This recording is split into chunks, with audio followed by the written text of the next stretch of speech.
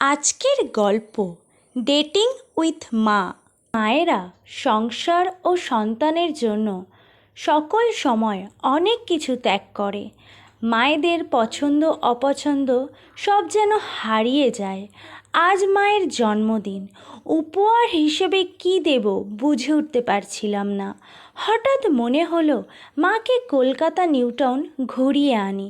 বেশিরভাগ মায়েরা এই সব কথাগুলোতে আপত্তি জানায়, তেমন আমার মাও জানালো, কিন্তু আমি শুনবো না, জেদ ধরে বসলাম। অবশেষে মা সংসারের কাজ গুছিয়ে বিকালের শেষের দিকে বের হলাম। মাকে সিসি2তে নিয়ে গেলাম।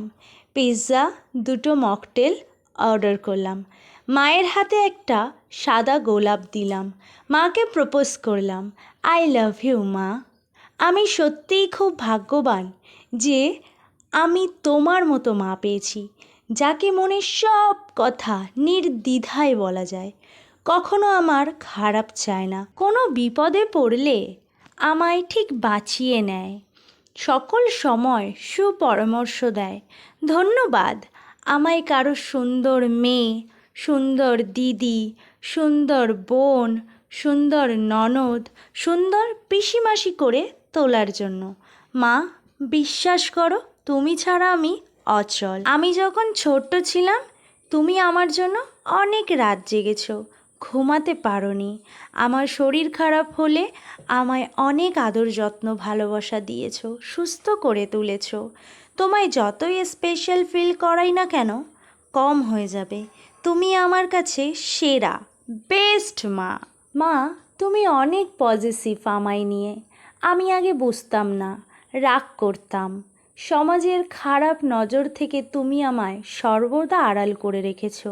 পৃথিবীর সবচেয়ে শ্রেষ্ঠতম কোনো ভালোবাসা হলে, কোনো সম্পর্ক হলে, সেটা তোমার আমারই হবে। মায়ের মতো সম্পর্ক আর কোথাও হতে পারে না।